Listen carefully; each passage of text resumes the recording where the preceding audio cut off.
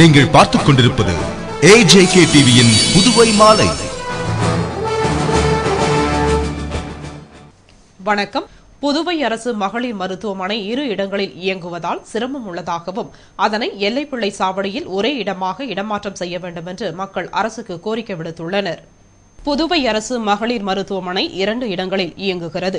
எல்லைப்பிள்ளை சாவடியில் உள்ள மருத்துவமனை திறப்பு விழா முடிந்து 3 மாதங்கள் முடிந்துவிட்ட நிலையில் முழு மருத்துவமனையும் எல்லைப்பிள்ளை சாவடிக்கு இடமாற்றம் செய்யவில்லை.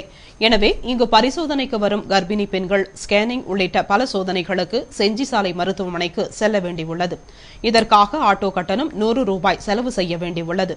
மேலும் கோடிக்கணக்கில் செலவு செய்து அரண்மனை போல் மருத்துவமனை அமைத்தும் சில சிகிச்சைகளுக்கு பழைய மருத்துவமனைக்கு செல்வதால் பொதுமக்கள் சிரமமாக கருதுகின்றனர். தேர்தல் முடிந்துவிட்ட நிலையில் பொதுமக்கள் குறிப்பாக கர்ப்பிணி பெண்களின் நலன் கருதி மருத்துவமனையை முழுவதுமாக ஒரே இடமாக எல்லைப்பிள்ளை சாவடிக்கு இடமாற்றம் செய்ய வேண்டும் என்றும் இதற்கு உரிய நடவடிக்கையை அரசு எடுக்க வேண்டும் என்றும் மக்கள் கோரிக்கை விடுத்துள்ளனர். புதுவை அரசு செய்தி மற்றும் விளம்பரத்துறை சார்பில் நடைபெற்ற பாரதிதாசன் பிறந்தநாள் விழாவில் அமைச்சர் கந்தசாமி கலந்து கொண்டு மாலை அணிவித்து மரியாதை செய்தார். புதுவை அரசு செய்தி மற்றும் விளம்பரத்துறை சார்பில் பாவேந்தர் பாரதிதாசனின் 121வது பிறந்தநாள் விழா கொண்டாடப்பட்டது. விழாவில் அமைச்சர் கந்தசாமி கலந்து கொண்டு அவரது திருவுருவ சிலைக்கு மாலை அணிவித்து மரியாதை செய்தார். அப்பொழுது புதுவை மாநில காங்கிரஸ் தலைவர் AV சுப்பிரமணியம், சட்டமன்ற உறுப்பினர் லட்சுமி நாராயணன், திமுக மாநில துணை அமைப்பாளரும் சட்டமன்ற உறுப்பினருமான SP சிவக்குமார், இயக்குநர் செல்வராஜ் ஆகியோர் உடனிருந்தனர். அதேபோன்று பாரதிதாசன் அறக்கட்டளை சார்பில் பாரதிதாசன் மகன் மன்னர் மன்னன் மற்றும் பேரன் பாரதி மாலை அணிவித்து மரியாதை செய்தனர். அதேபோன்று திராவிடர் கழகம் சார்பில் புதுவை மாநில திராவிடர் கழக தலைவர் சிவ வீரமணி, சம்பந்தம் ஆகியோர் பாரதிதாசனின் பிறந்த நாளை முன்னிட்டு மாலை அணிவித்து மரியாதை செய்தனர். இதனைத் தொடர்ந்து பெருமாள் கோவில் வீதியில் உள்ள பாவேந்தர் பாரதிதாசனின் நினைவிடம் மற்றும் அருங்காட்சியகத்தில் உள்ள திருவுருவ சிலைக்கு திமுக மாநில துணை அமைப்பாளரும் சட்டமன்ற உறுப்பினருமான SP சிவக்குமார், சட்டமன்ற உறுப்பினர் லட்சுமி நாராயணன், தமிழ்ச்சங்க தலைவர் முத்து, சுற்றுலா மற்றும் கலை பண்பாட்டுத்துறை இயக்குநர் சிவக்குமார் ஆகியோர் மாலை அணிவித்து மரியாதை செய்தனர். வெள்ளியனூர் மாதா கோவிலில் திருவிழா நாளை 30ஆம் தேதி கொடியேற்றத்துடன் துவங்குகிறது. புதுவையை அடுத்த வில்லியனூரில் உள்ள புனித லூர்து அன்னை ஆலயத்தில் ஒவ்வொரு ஆண்டும் ஆண்டு விழா ஈஸ்டர் பண்டிகை முடிந்து 6வது நாள் துவங்குவது வழக்கம். அதுபோல் இந்த ஆண்டு மாதா கோவில் திருவிழா நாளை 30ஆம் தேதி சனிக்கிழமை காலை ஆலய வளாகத்தில் உள்ள ஜெப மண்டபத்தில் புதுவை மறை மாவட்ட முன்னாள் பேராயர் மைக்கேல் அகஸ்டின் தலைமையில் நடைபெறும். திருப்பலியுடன் மற்றும் கொடியேற்றத்துடனும் துவங்குகிறது. விழா நாட்களில் தினமும் காலையும் மாலையும் திருப்பலி, மறை உரைகள், தேர்பவனி நடைபெறும். மேலும் 8ஆம் தேதி மறை மாவட்ட பேராயர் அந்தோணி ஆனந்தராயர் தலைமையில் திருப்பலியும் ஆடம்பர தேர்பவனியும் நடைபெறும். இதற்கான ஏற்பாட்டினை வெள்ளியனூர் புனித லூர்து அன்னை ஆலய பங்கு தந்தை ரிச்சர்ட் அடிகளா தலைமையில் பங்கு பேரவையினர் மற்றும் பங்கு மக்கள் செய்து வருகின்றனர். திருப்பதி வெங்கடேச பெருமாளை தரிசிக்க விரும்பும் புதுமண தம்பதிகளுக்கு கல்யாண பரிசாக உற்சவ டிக்கெட் வழங்கப்படும் என்று தேவஸ்தான நிர்வாக அதிகாரி கிருஷ்ணாராவ் தெரிவித்துள்ளார். இதுகுறித்து அவர் கூறுகையில், பக்தர் கூட்டம் அதிகமுள்ள நாட்களில் புதுமண தம்பதிகள் சுவாமி தரிசனம் செய்வதற்கு தாமதமாகிறது என்றும் இதற்கு மாற்று ஏற்பாடு செய்ய வேண்டும் என்ற கோரிக்கையினை தொடர்ந்து கல்யாண பரிசு என்ற புதிய திட்டம் அறிமுகப்படுத்தப்பட உள்ளது. அதன்படி தினமும் 20 ஜோடிகளுக்கு கல்யாண உற்சவ டிக்கெட் வழங்கப்பட உள்ளது. மேலும் தம்பதிகள் இந்த கல்யாண பரிசு டிக்கெட்டுகளை பெறுவதற்கு அடையாள ஆவணமாக திருமண நிகழ்ச்சி புகைப்படம், திருமண அழைப்பிதழ், வீட்டு முகவரி ஆகியவற்றுடன் நிர்ணயிக்கப்பட்ட கட்டணத்தையும் செலுத்த வேண்டும் என்று தெரிவித்தார். புதுவை இளைஞர் விடுதியை இளைஞர் நலம் விளையாட்டு அமைச்சகத்தின் இயக்குநர், செயலாளர் உள்ளிட்டோர் பார்வையிட்டனர். புதுவை சோலை நகர் இளைஞர் விடுதியை இளைஞர் நலம் விளையாட்டு அமைச்சகத்தின் செயலாளர் உதித் ராய், இயக்குநர் சாரதா அலிகான், துணை மாவட்ட ஆட்சியர் ஜவஹர், கார்த்திகேயன் மற்றும் பலர் நேரில் சென்று ஆய்வு செய்து பார்வையிட்டனர். அப்பொழுது நேரு யுவகேந்திரா சம்பத்குமார், இளைஞர் விடுதி மேலாளர் கனக திருமேனி மற்றும் ஊழியர்கள் பலர் உடனிருந்தனர். விடுதியை ஆய்வு செய்த குழுவினர் ஆய்வினை முடித்துக் கொண்டு அங்கிருந்து புறப்பட்டு சென்றனர். இங்கிலாந்து இளவரசர் வில்லியம் கேத் மிடில்டன் திருமணம் லண்டனில் உள்ள வரலாற்று சிறப்புமிக்க அப்பி தேவாலயத்தில் இன்று கோலாகலமாக நடைபெற்றது. இங்கிலாந்து இளவரசர் வில்லியம் கேத் மிடில்டன் திருமணம் லண்டன் வெஸ்ட் மினிஸ்டரில் உள்ள வரலாற்று சிறப்புமிக்க அப்பி தேவாலயத்தில் இந்திய நேரப்படி இன்று பிற்பகல் 3:30 மணிக்கு நடைபெற்றது. இவரது கோலாகலமான திருமணத்தை முன்னிட்டு 1900 பேருக்கு அழைப்பு அனுப்பப்பட்டது. மேலும் தேவாலய வளாகத்தை சுற்றி 36.5 லட்சம் செலவில் செயற்கை பூங்கா அமைக்கப்பட்டது. தேவாலய வளாகத்திற்குள் லேண்ட் ரோவர் ட்ரெய்லர் மூலம் விருந்தினர்களை அழைத்து செல்ல ஏற்பாடு செய்யப்பட்டது. மேலும் தற்காலிகமாக திருமண பரிசு விற்பனை கடைகள் அமைக்கப்பட்டது.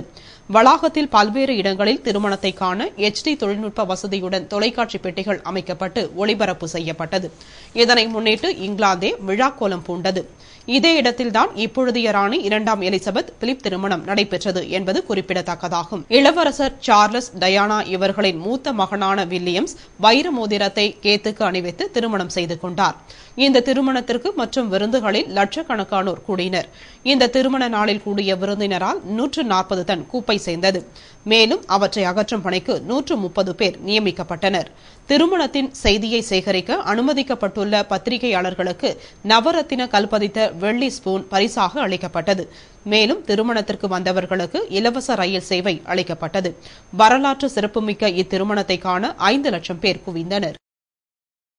சம்பளம் உயர்வு கோரி பைலட்டுகள் போராட்டம் செய்து வருவதால் 60 ஏர் இந்தியா விமானங்கள் ரத்து செய்யப்பட்டன. இதனால் பயணிகள் அவதிப்பட்டனர்.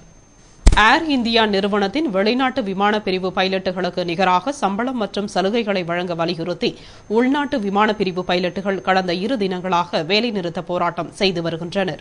இந்த போராட்டத்தில் 800 பைலட்டுகள் ஈடுபட்டுள்ளனர். மேலும் இது தொடர்பாக 6 பேரை ஏர் இந்தியா நிர்வாகம் பதவி நீக்கம் செய்தது மற்றும் டெல்லி உயர்நீதிமன்றத்தின் உத்தரவின்படி அனைவரும் பணிக்கு திரும்ப வேண்டும் என்றும் தெரிவிக்கப்பட்டது. ஆனால் தொடர்ந்து போராட்டம் நீடித்து வருகிறது. இதனால் சென்னை, மும்பை, டெல்லி உள்ளிட்ட முக்கிய நகரங்களில் 60க்கும் மேற்பட்ட விமானங்கள் ரத்து செய்யப்பட்டது.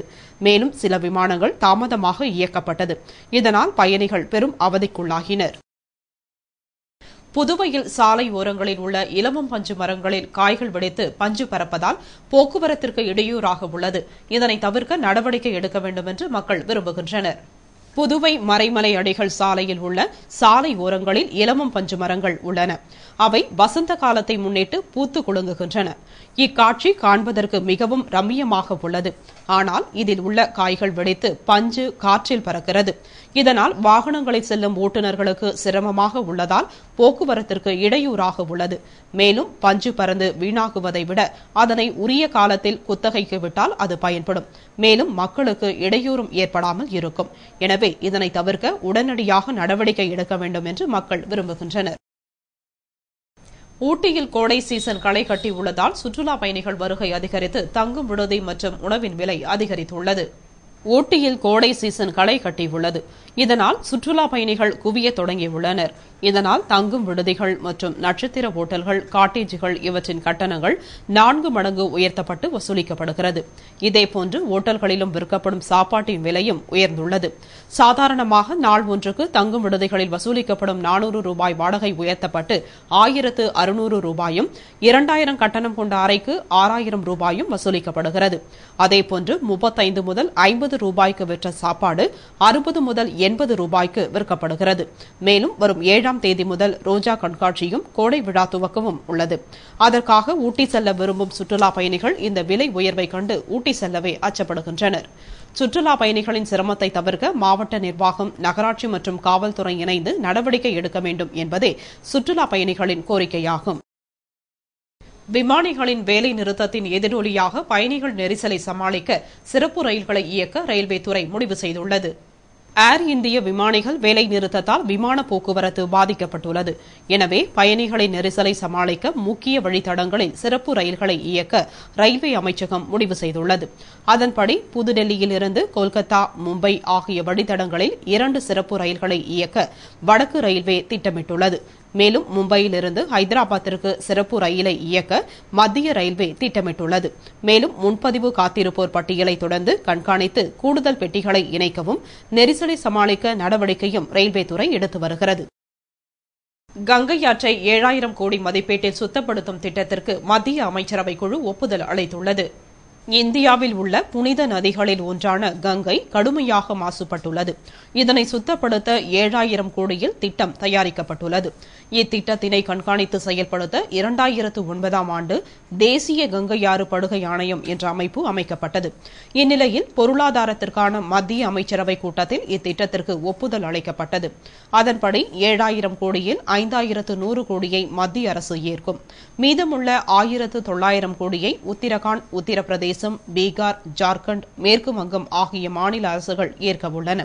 மேலும் மத்திய அரசு வழங்கும் நிதியில் 4600 கோடியை உலக வங்கி கடனாக தர ஒப்புக் கொண்டுள்ளது மற்றும் இத்திட்டத்தை 8 ஆண்டுகளில் முடிக்க இலக்கு நிர்ணயிக்கப்பட்டுள்ளது. முதலியார்பேட்டை ஸ்ரீ வன்னிய பெருமாள் ஆலயத்தில் ஸ்ரீ அலர்மேல் மங்கை சமேத ஸ்ரீனிவாச பெருமாளுக்கு திருக்கல்யாண உற்சவம் நடைபெற்றது. புதுவை முதலியார்பேட்டை ஸ்ரீ வன்னிய பெருமாள் திருக்கோவிலில் நடந்து வரும் பிரம்மோற்சவத்தில் முக்கிய நிகழ்வாக திருக்கல்யாண உற்சவம் நடைபெற்றது. இதனை முன்னிட்டு முன்னதாக சுவாமிக்கு ஸ்ரீ சிக்த ஹோமமும் சிறப்பு திருமஞ்சனமும் நடைபெற்றது. பின்னர் விசேஷ அலங்காரத்துடன் ஸ்ரீ அலர்மேல் மங்கை சமேத ஸ்ரீனிவாச பெருமாளுக்கு ஜானவாசமும் மாலை மாற்றுதல் நிகழ்ச்சியும் பின்னர் திருக்கல்யாண வைபோகமும் நடைபெற்றது. இதில் ஏராளமான பக்தர்கள் கலந்து கொண்டு திருக்கல்யாணத்தை கண்டு பெருமாளின் அருள் பெற்றனர். விழாவிற்கான ஏற்பாடுகளை ஆலய அறங்காவல் குழுவினர், தனி அதிகாரி, விழாக்குழுவினர் மற்றும் ஊர் பொதுமக்கள் செய்திருந்தனர். இத்துடன் செய்திகள் நிறைவடைந்தன. வணக்கம்.